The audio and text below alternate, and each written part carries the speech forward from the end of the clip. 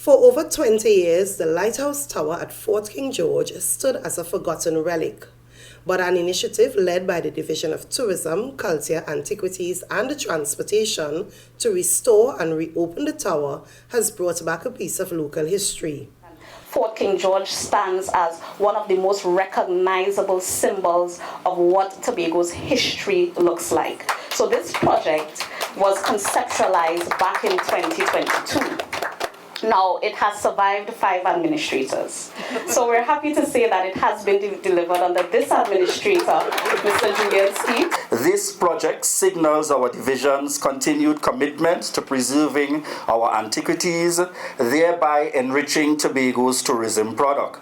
The restoration of the Lighthouse Tower itself extends beyond the tourism, as it provided jobs for local contractors and tradesmen under the project management team of IDCOT.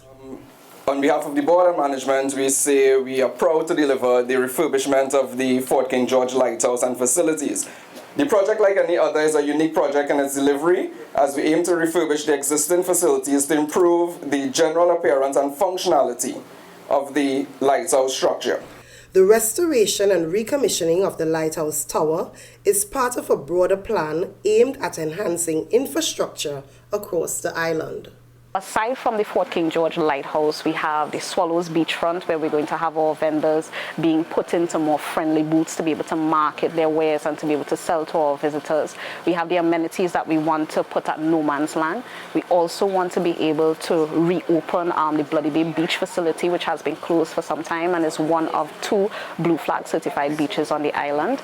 And in addition to that, we would want to be able to also deliver the first phase of the Storby redevelopment project. The first phase of the Lighthouse restoration project has been completed. The project now moves into its second phase with the addition of an eco-friendly observation deck. I'm Juliet James from the Division of Tourism, Culture, Antiquities and Transportation.